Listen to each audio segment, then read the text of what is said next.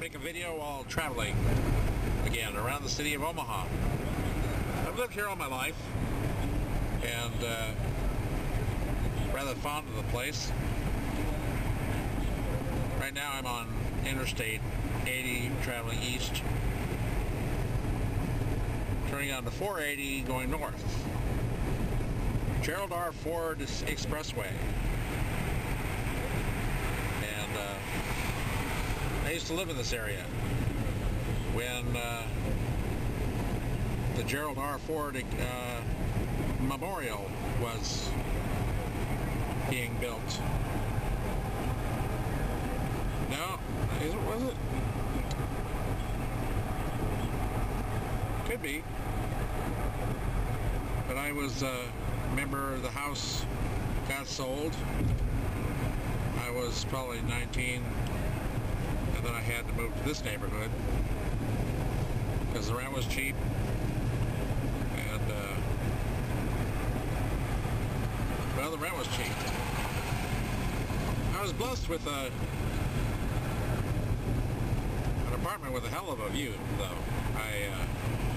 It had the steam radiators, and they either got too hot or too cold.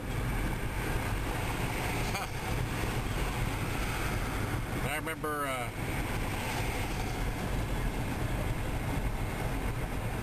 one time it got so hot in my apartment, the landlord was downstairs, and he was shoveling the sidewalk or something, and he saw my window open, and he yelled up, "Close your window! It's getting too hot, tell me! You're wasting heat!" Well, there was no thermostat on those things. If you didn't get too hot, it was going to get too cold, and that was a struggle. But it had one of the most beautiful views. It was a Hanscom Park, and in the wintertime, all the trees had no leaves, and you could see the snow, the forest floor, and that was my view. I was very impressed with that. I was very lucky to have that view. I mean, the neighborhood sucked, and I was out of my league, as I have been most of my life. But to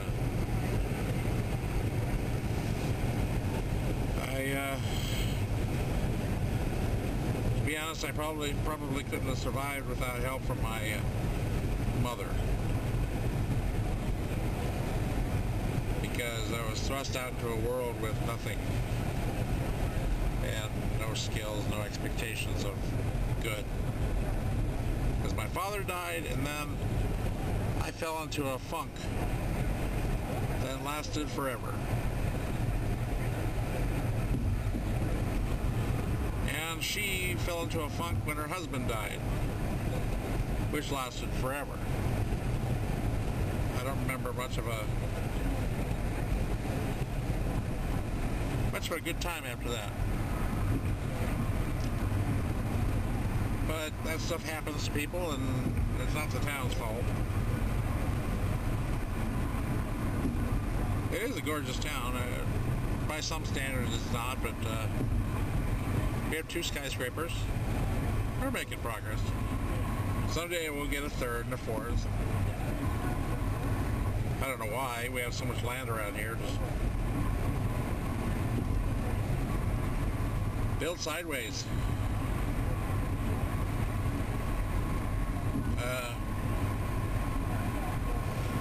We have politics, and they never make sense. People going out of their way to spend other people's money. And we have businesses. Businesses that do their best to stay afloat, while the government does its best to make everyone sink, while claiming to keep us all afloat.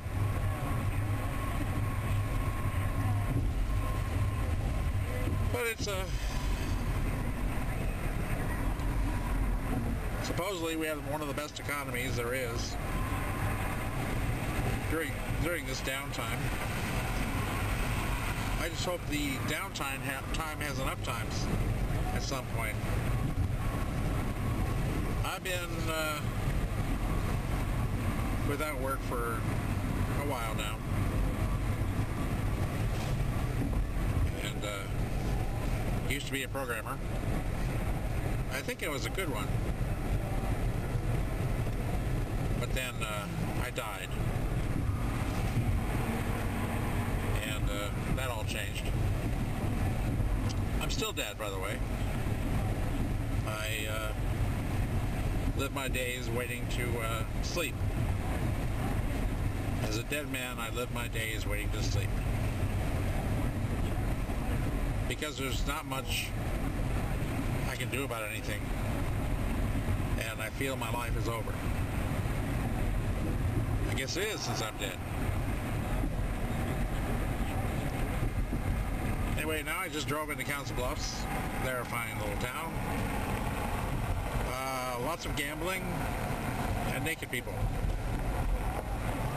Although naked people I don't think exist as much as they used to here. It was a strip club central when I was a kid. We never had a lot of naked people in Omaha. We kept our clothes on all the time, all of us. It was just something we did, and it's amazing we ever bred, because it's hard to do when you get your clothes on.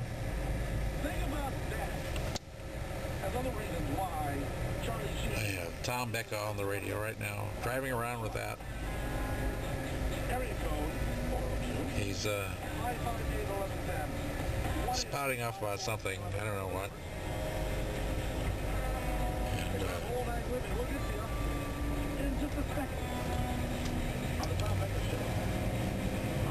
I used to have a lot of expectations for the future, like it was going to be good. Then, about 20 years ago, I started noticing things. Our government failing to protect our borders. 1986, I think, started my concern. We had immigration reform. Ha! I like that word. Reform. Immigration reform. It's where they let about 1 million or 2 people sneak into this country, and then they decided to give them amnesty. Well, that didn't work out too well, because it just made way for about 10 million more people to come in here, overburden our system,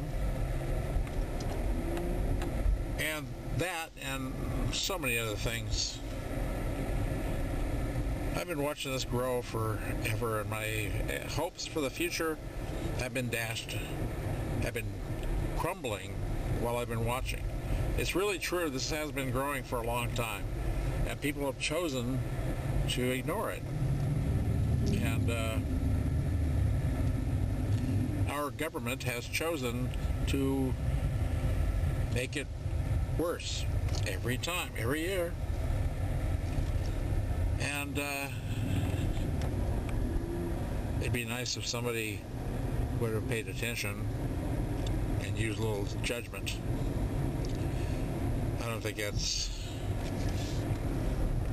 I don't know what's going to save us now.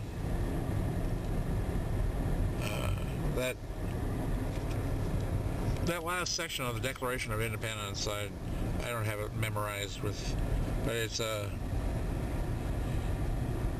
almost, I think it's the last line of the Declaration of Independence, with firm reliance on divine providence. We pledge to each other our honor, our fortunes. That's the only thing that can save us. We have enemies all around us, people that want us to fail, and we don't choose to see them as enemies. Our government seems to treat everyone as a friend. And that's either evil or ignorant. The top dog always has people shooting for him.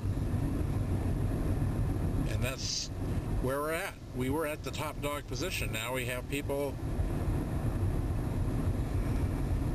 that have been planning this stuff for a very long time. They knew they couldn't win in a war situation, so they set up multiple scenarios whereby our government system got overloaded, and we got dumbed down to allow it all. It's kind of brilliant, really, how everything gelled together to ruin us. We've been set up perfectly, and we fell for it perfectly. We don't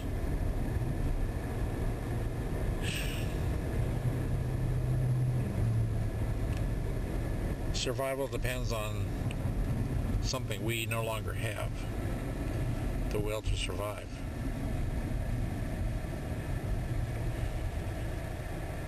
We have the will to consume cheap stuff. We have the will to watch football.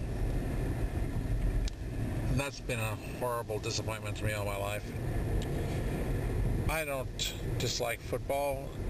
I don't care about it, really. But I watch people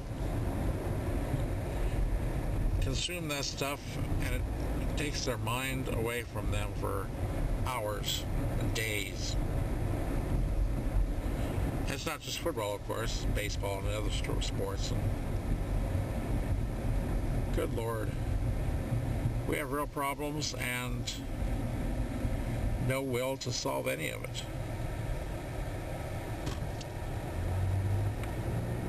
I have no idea what we're going to do about it. We're letting ourselves die. We are letting this country die. Why are we doing that?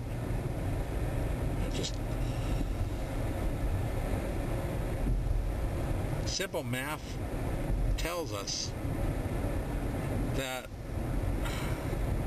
things will change, and we can't imagine how bad things can get.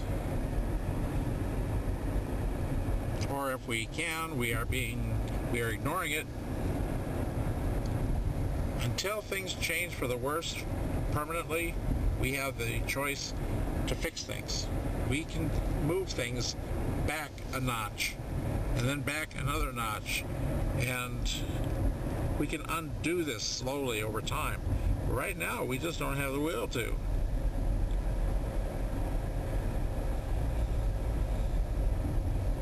The space program is a huge disappointment to me. Never. I mean, when I was a kid and Apollo landed on the moon, that was thrilling stuff for a kid. And I thought, I just assumed, as did all of my peers, that space travel would be in our future, and never would we lose the ability to go up into orbit ever again. Now we are about to lose our space shuttle, and that is our only way to get into space, for men to get into space. Why is that important to me? Because it's, as long as we move forward, as long as we move into space, we're moving to something better. We are working towards knowledge, and knowledge is going to help us. Ignorance is going to hurt us. And by closing our space program, we're selecting ignorance. And that, selecting ignorance, is stupid. That's the definition of stupid, isn't it? We are undoing all of our hard work to build scientific systems of study, and we are choosing to go backwards, to stay on Earth. I just don't understand that at all. Everything about my country is just something I don't recognize. We're better than this. You people are better than this. And still, I just watch everyone watch football, sports.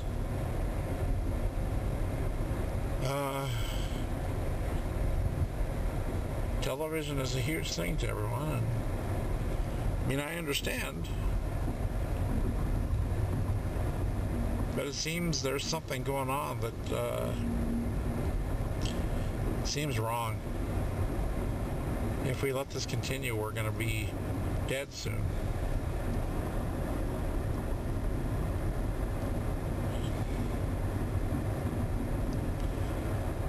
I don't know if there's a genuine conspiracy going on or just a natural evolution where entropy takes over and we all just die because we get too worn out. Maybe we're just worn out and have no future. How can that be when we have a constant supply of kids coming online?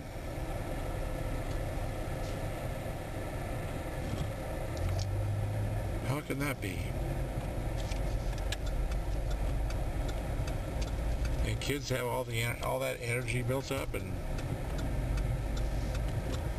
they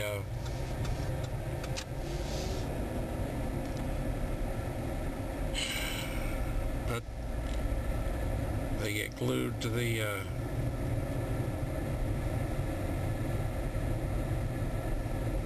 fun stuff.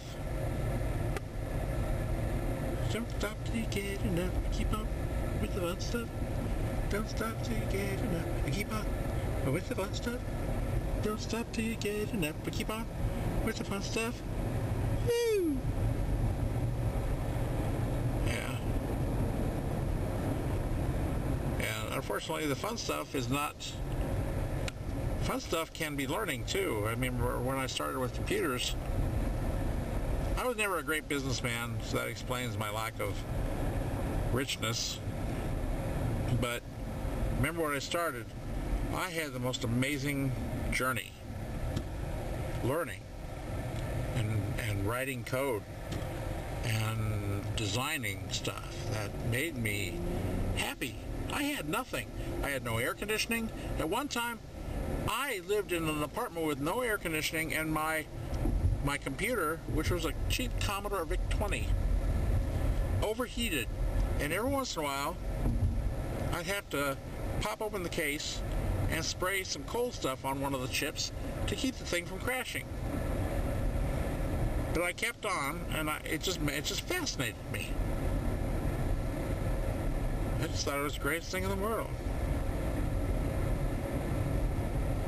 And every day was, yeah, I was frustrated, but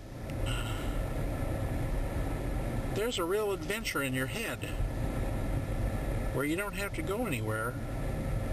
You don't have to do anything other than think, and there's a world there.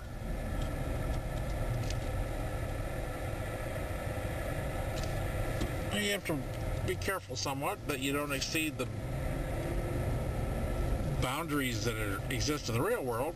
You know, you may fantasize about flying, but you don't want to try it because gravity will smack you upside the head. For example, there's a world out there, and the world in your head can be translated into the real world, and we're ignoring that. Where's the creativity that takes thought and builds things? I've heard it said that we can no longer be great inventors because most of the easy stuff has been invented. But not really. Who cares about the easy stuff anyway? You may fail, but failing is fun if you do it right. I mean, just taking an idea to its farthest possibilities. It's fun. And honestly, I can't remember a single program I ever wrote where I failed. If money making was the measurement, then yeah, I made lots of failures, but my I don't know why money making wasn't my test. Should have been, maybe. But I used to wake up at 3 o'clock in the morning and write music. I'd go to work and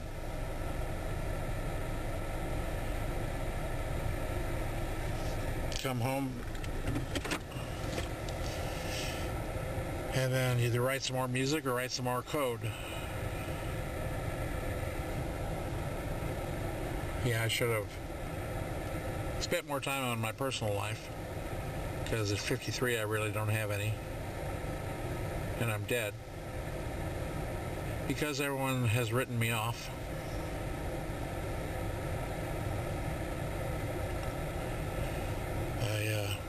That's just life. That's why I'm spending so much time with these videos. I don't have anybody to talk to, so I'm talking to you. And I don't mind if anyone ever watches them, or if everyone watches them.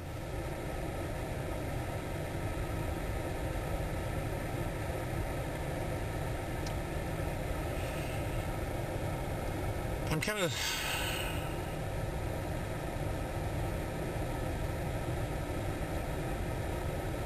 feeling like there's nothing really to live for anymore. I mean, nothing good. What is there good to live for?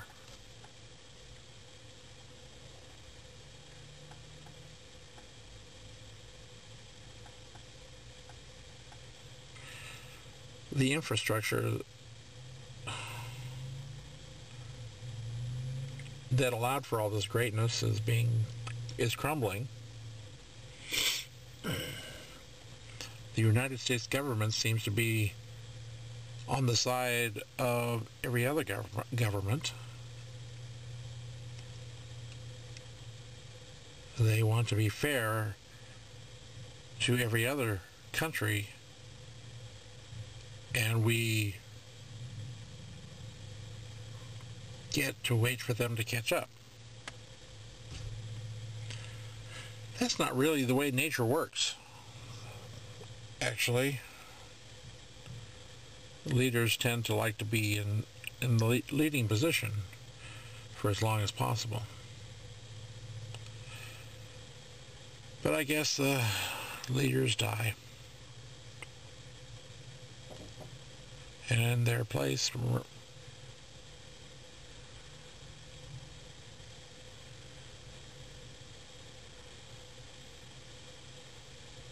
I guess there's seldom a second generation that's better than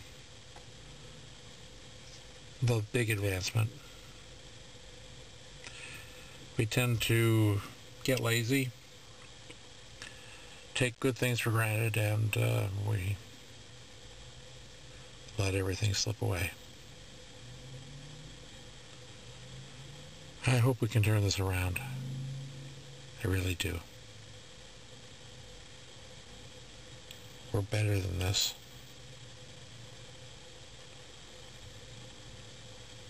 We have looked at everything we have, and we have been very generous with it.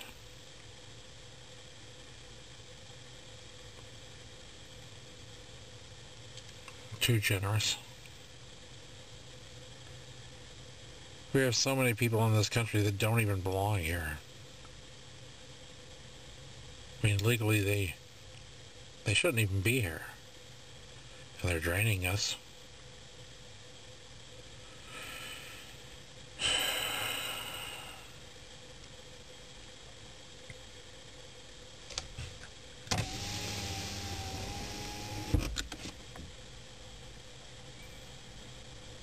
We're being drained.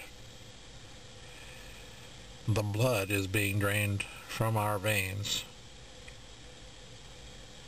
And we debate not whether or not we should pull the hose out of our veins, but whether or not a movie star or football player should get more money.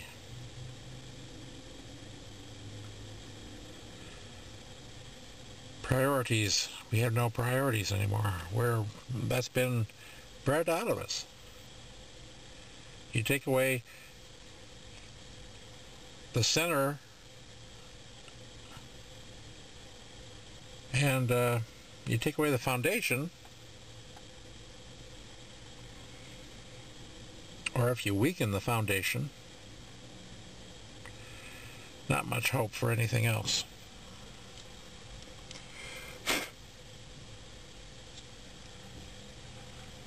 We have no hope for anything else.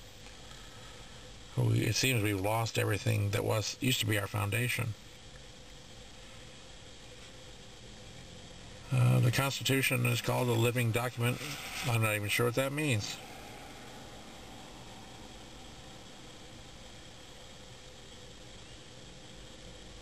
Constitution was the thing that made us.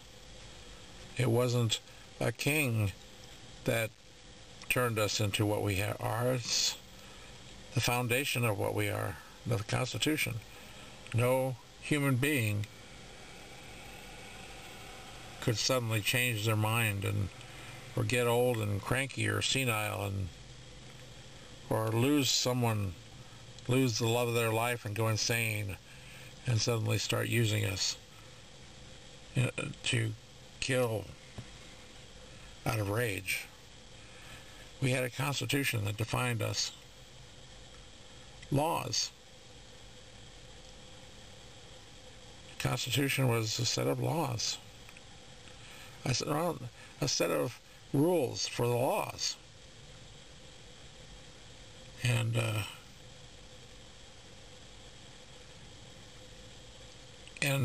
anything the government did had to follow those laws. That's why the Constitution is there. And anything not defined in the Constitution is supposed to be up to the states.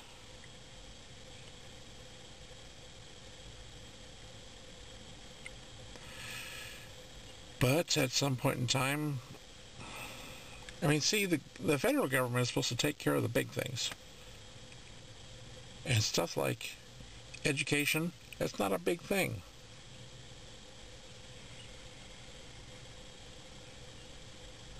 Nowhere in the Constitution was an education department allowed, and yet they did it. Energy department, they did that too. Building a national highway system was only allowed because they put it under the title of national defense, which one can make a claim towards that.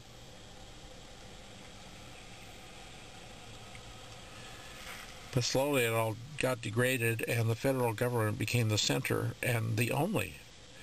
And instead of having states, we had one federal government,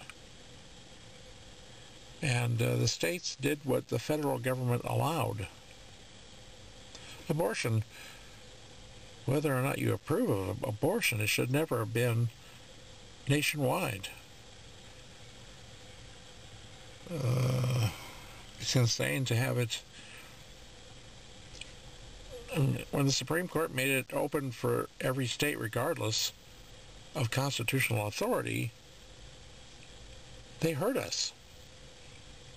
What should have happened is they should have said this is not the federal government's job to decide this. It's not in the Constitution. So each individual state should decide, because anything not in the Constitution is left up to the states.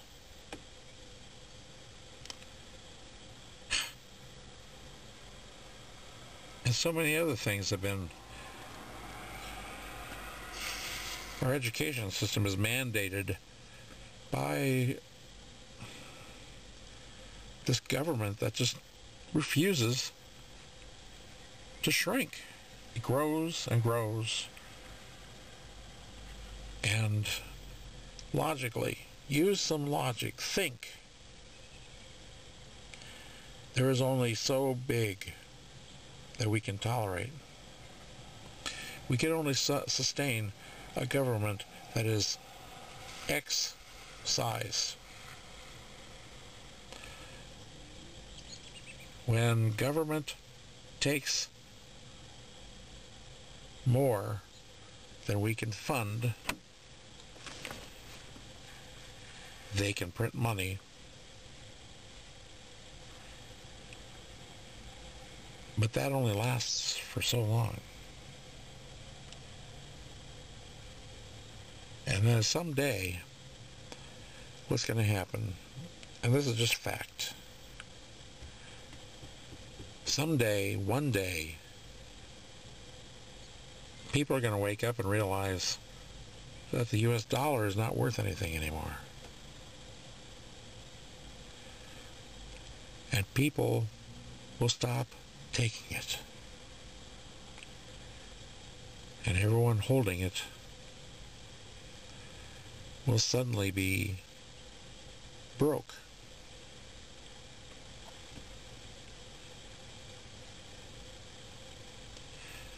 We're dying and we're allowing it. Our government is, it appears, they're doing this willingly. It appears our government is our enemy. I never thought I'd see that day. But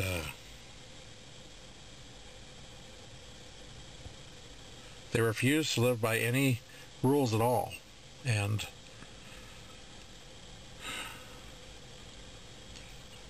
they refuse to see that they have limits. They have limits.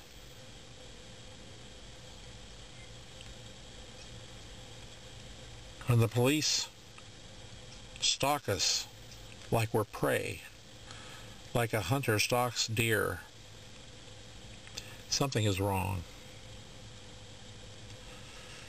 When they fight a war on terror but won't guard our own border, something is wrong. When they've been fighting a war on drugs but the war gets worse every year, something is wrong. And again, fighting a war on drugs with an open border. Wow. We have 2 million plus people in jail? Wow.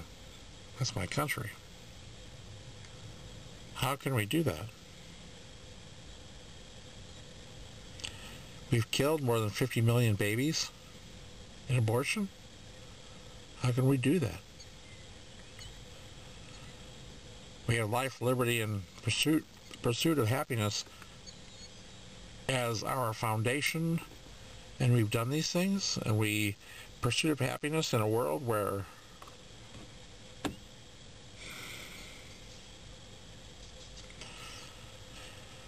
the police can just break into your home and look around and leave and not tell you, as happened to me.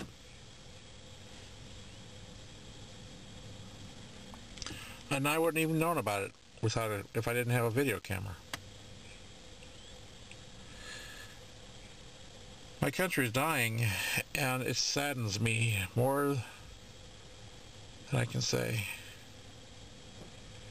It's been a curse to me for a long time. I can't do anything about it. I watch, I write letters, I do what I can.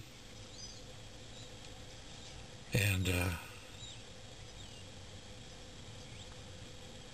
there's nothing else to do. The problem is too big. Problem is too big.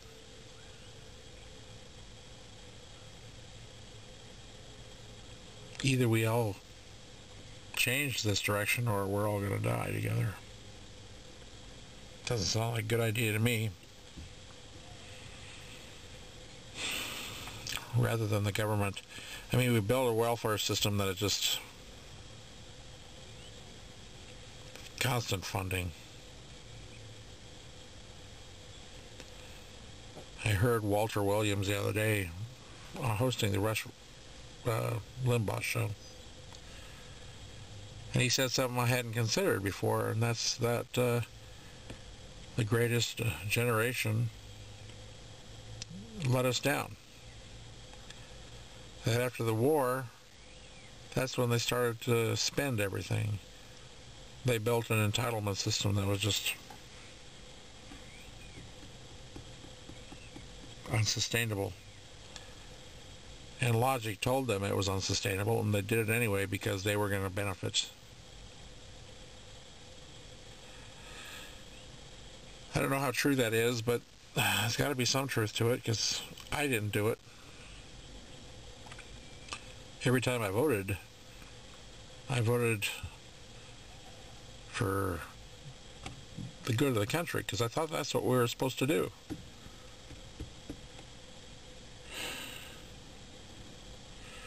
Never crossed my mind that the government could give me money. Wow. I just assumed the government was there to take care of the country. But the government has turned into something that takes care of individuals. And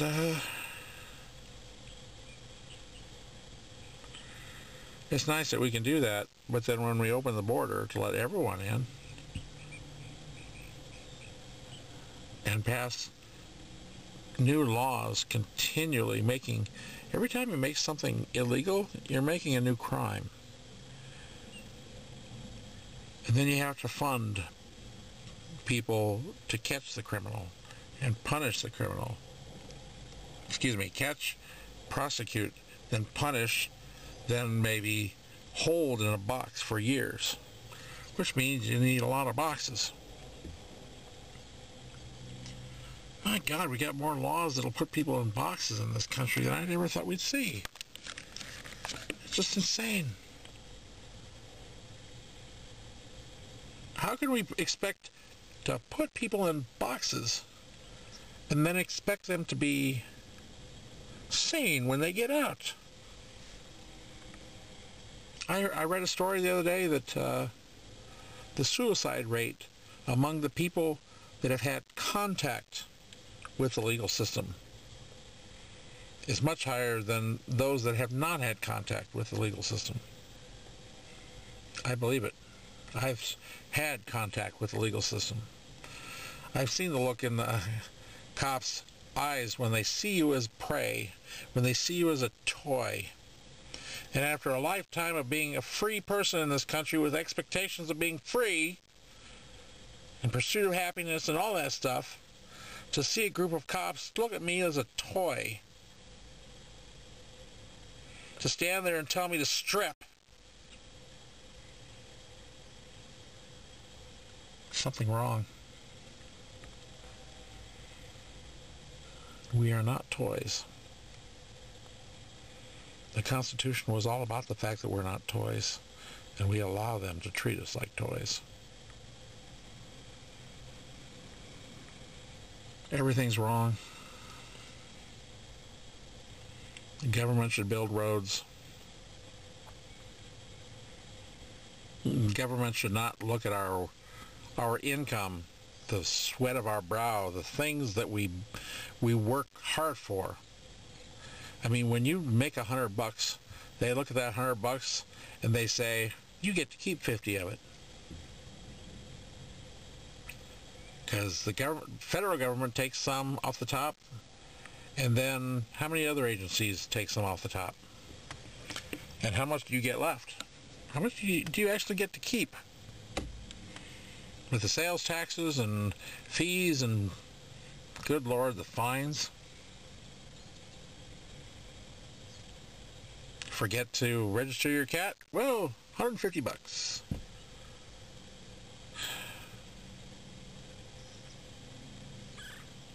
Yeah. We're not heading in a sustainable path, and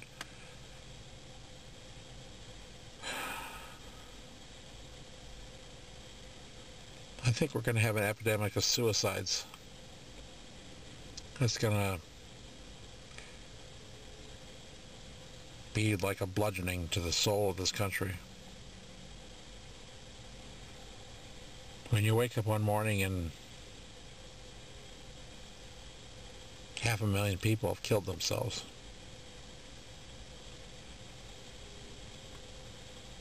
You still going to line up for the football game that night?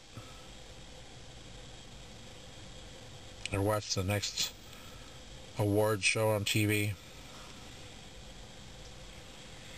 Or listen to the same nonsense on the news?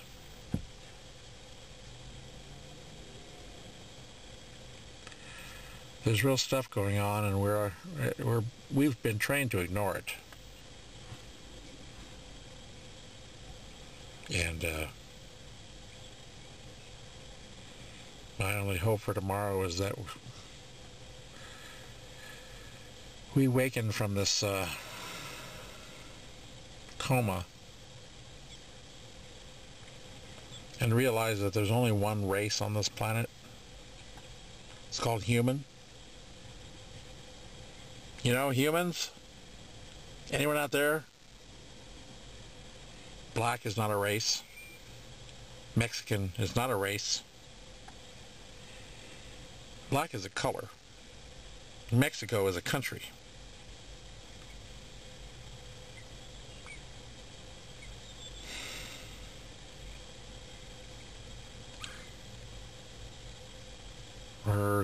We're Homo sapiens.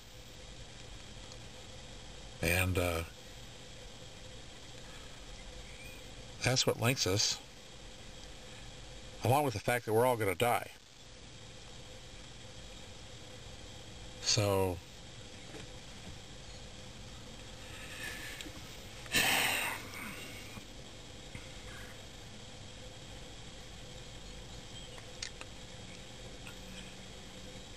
I wish I could see tomorrow as being a good thing, but I don't.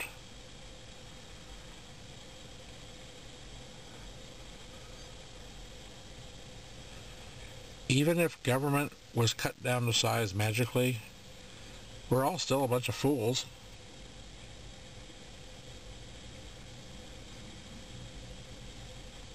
We see each other as competition.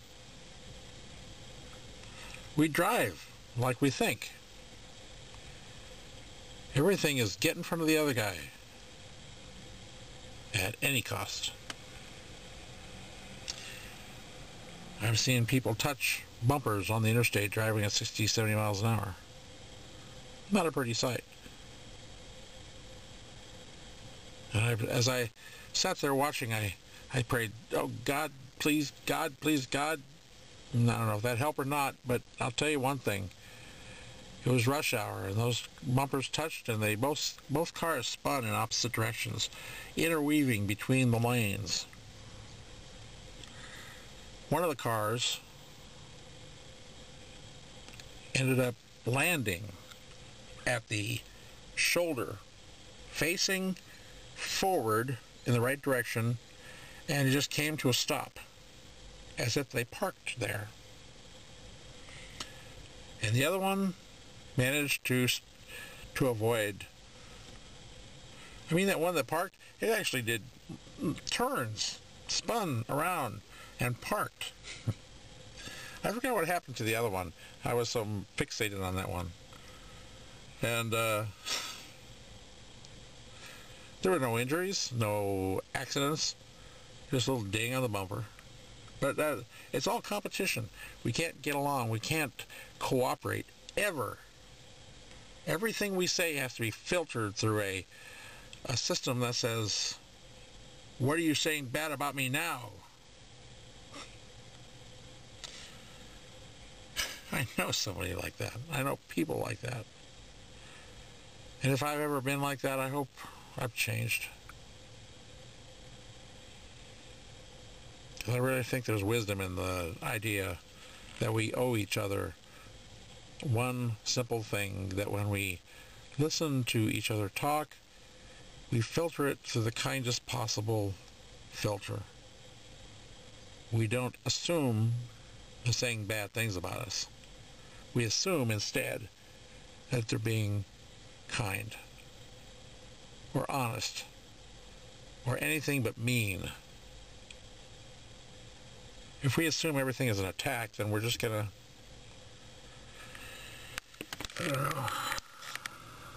we're just going to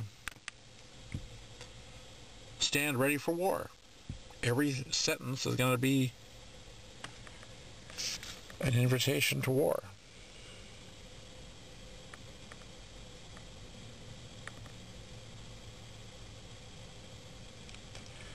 That kind of explains everything we've done so far, I guess. Explains where we are.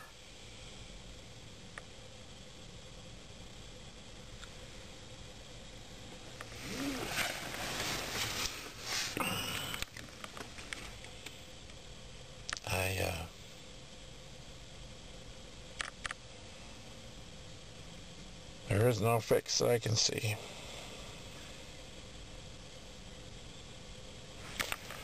Tell you, the older I get, the more I think that Jesus coming back is true.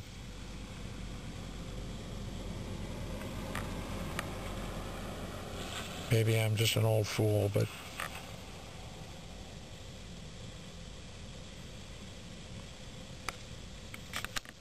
there is a universe that's been created by a creator. The heavens declare the glory of God. I can't honestly read through the entire Bible, and I have twice read through it all. It's not that big of a book, really. And, you know, it's an interesting book. And honestly, I think it's more about what we've done to God.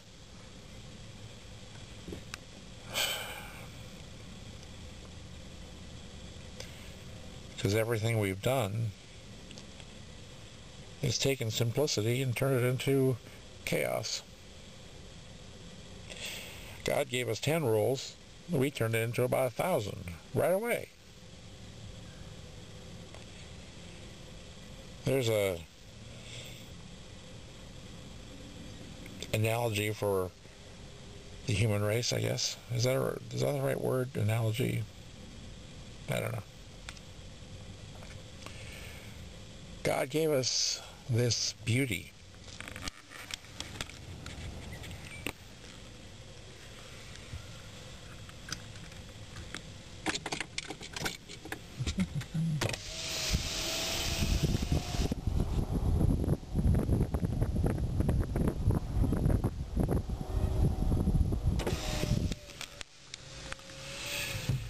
And we've turned it into chaos.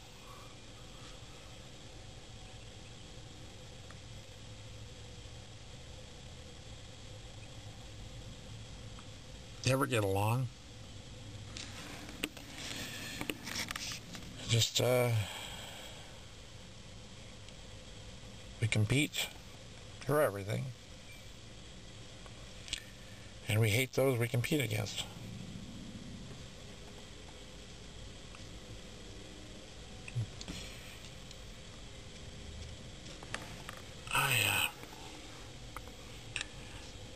Like I said, just between you and me, I really don't think there's a fix for this.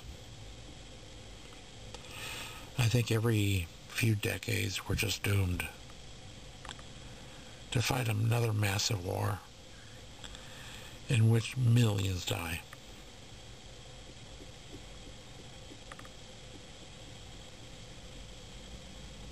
The numbers from World War II were just horrific. 500,000 American soldiers died.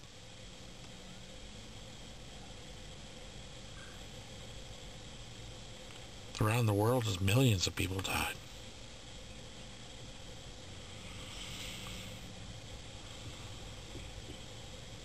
Then when you take into account the people that were killed by dictators, China killed 65 million of its own people. Of course, everyone's familiar with Germany, but Russia and China, just millions of their own people, starved them to death.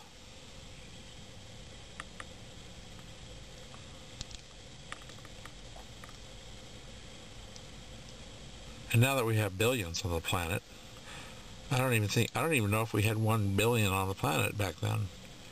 But now we have, what are we, up to 7 billion yet? There's a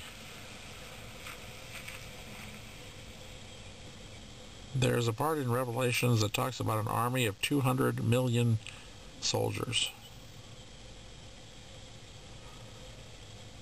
200 million soldiers. We could have a side with 200 million soldiers today. The mark of the beast, a mark that prevents you from buying and selling.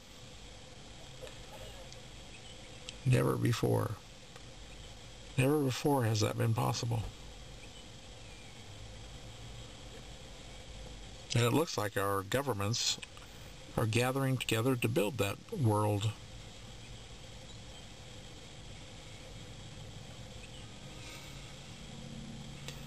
When you could have currency in your hand, nobody could prevent you from spending it. Never.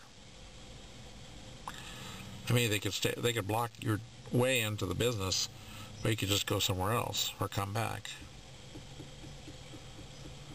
But when they can mark your record, your data record, as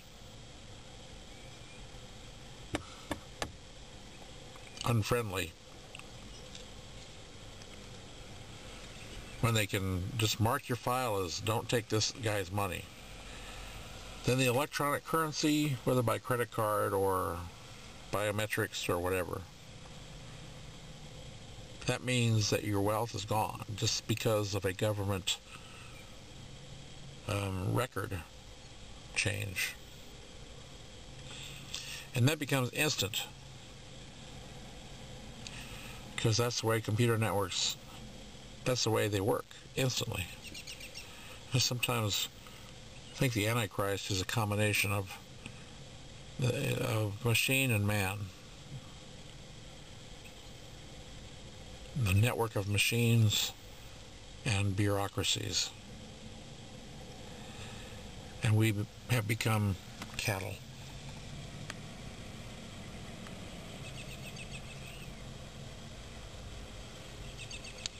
Be very careful of the coming days. Don't laugh at things too quickly.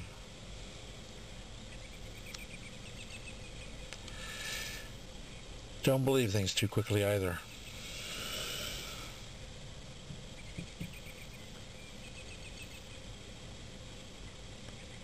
We're told many stories through our lives,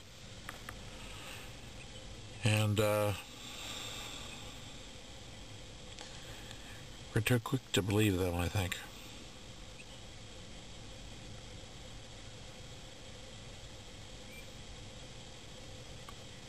The foundation of truth is not easy to find. The heavens declare the glory of God is truth. The heavens, look around. Everywhere, look.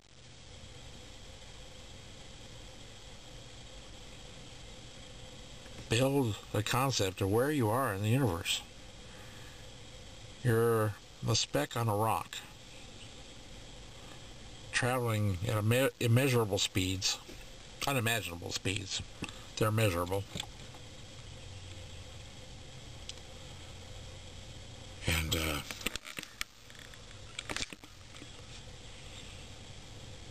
we need to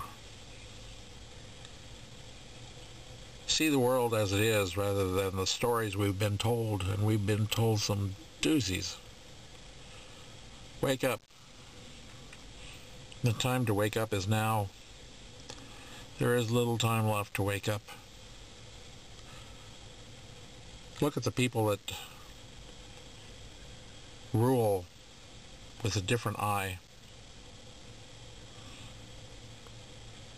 Look at tomorrow with a different eye. There is not an infinite supply of wealth if we don't manage it well. We have an abundance on this planet. If we manage it, we would be eternally wealthy. But we're not managing it towards our favor. We're managing it towards fear. We are being led down a path of fear that will do us harm. We will never be what we can be if we live in fear, and our government loves to put us in fear. People who want to rule us put us in fear. Well, I see I'm getting close to out of time. This has an hour limit. And then it just shuts off.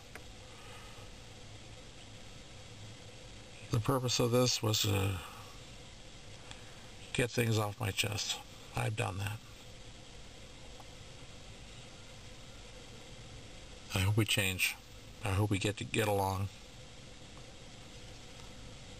I hope we stop drugging each other when we should be hugging each other. Because a psychiatrist isn't going to help you, he's just going to change you. And the drugs he offers will just change you. And chances are, you might not like the change. Be careful. Be sane.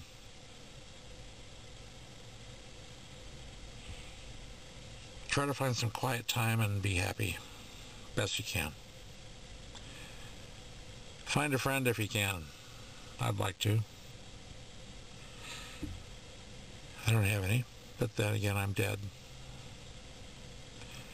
So I guess you can call me the dead guy. Bye for now.